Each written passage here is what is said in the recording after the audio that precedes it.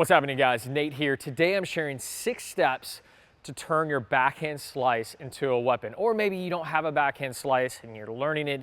This is the place to be. It's for you beginners, you intermediates, and there's something for you advanced players here too, I promise. Now, every player that has a two-handed backhand should have a one-hander as well. This is their backhand slice. And for you one-handers, you tend to slice a little bit more frequent than the two-handers, but we all need this stroke, all right?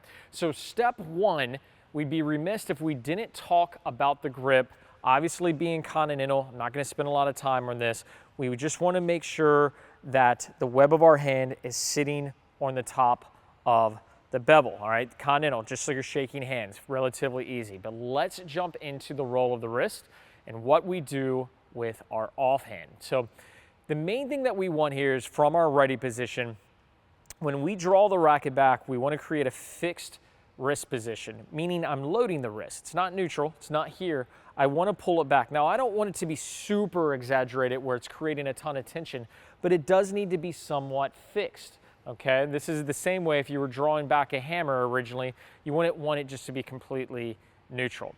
When you're taking the racket back, where your non-dominant hand is on the racket, it's really important. I see a lot of players with their hand down here taking the racket back, and they wonder why they don't get much leverage over the ball. Well, simply being is that if your hand's down here, it's not going to enforce you taking the racket to a higher plane, right? Just like a pendulum. The higher it starts, the more momentum it drops down and then picks up speed on the other side.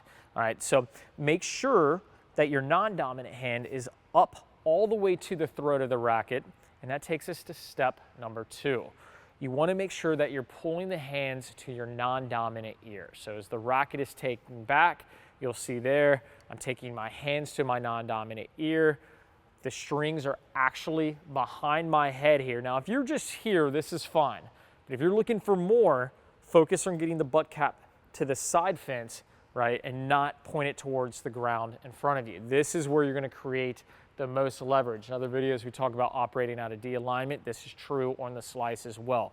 The most leverage is going to be found here, and this is what we see the pros doing in this position on the racket take back.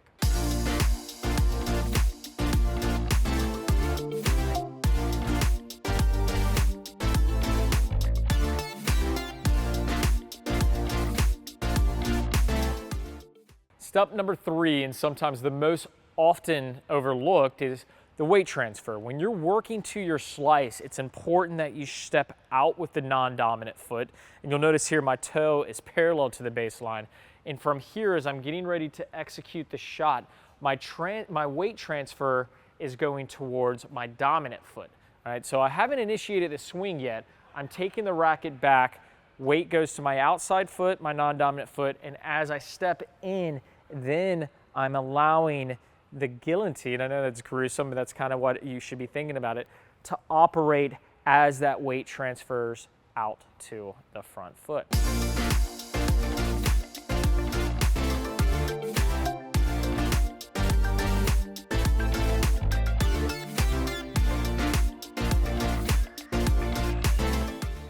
So that brings us to step 4, and this is all about your arm, your actual hitting arm here. So we talked about getting the hands to the ear.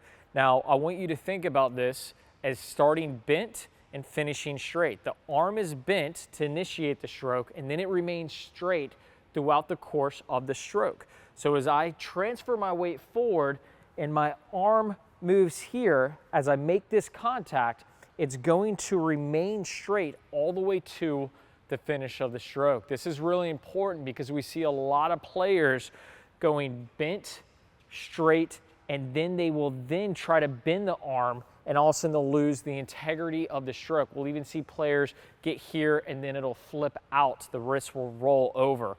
And that's where you're having a really hard time controlling the slice. Maybe you have this crazy sidewinder and you're like, people hate this shot. Yeah, but you don't know what you're doing with this shot. The slice is about precision, right? It's a tool, it's like a scalpel, if you will.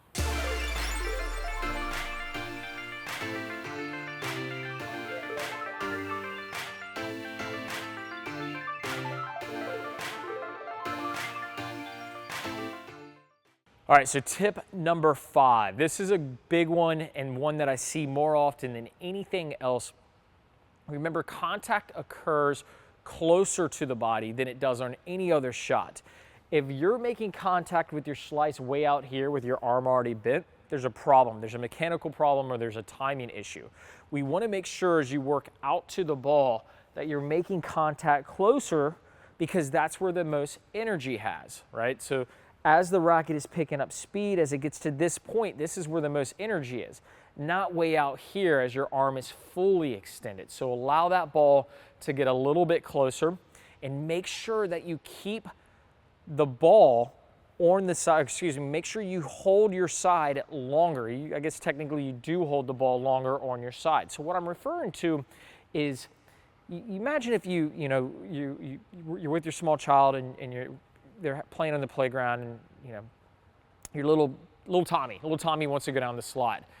When you're giving him a little nudge, right, your arm is staying in a constant because the slide works as a constant. It's the same thing with the slice. As the ball is coming in, I want to stay on the side of my body longer before I rotate. All right, the path is just on my non-dominant side. It doesn't occur in front of me. The finish might, but not the actual swing path to the ball.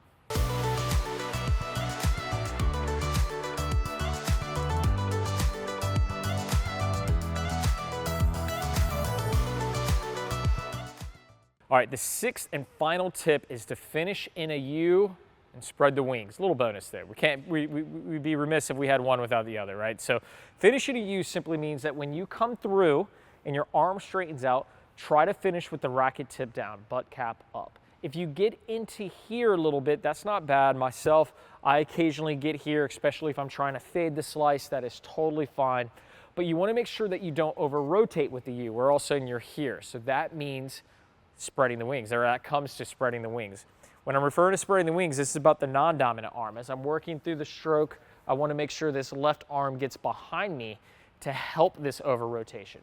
So from here, I'll slice, and then my feet will travel and allow me to step out if I need to.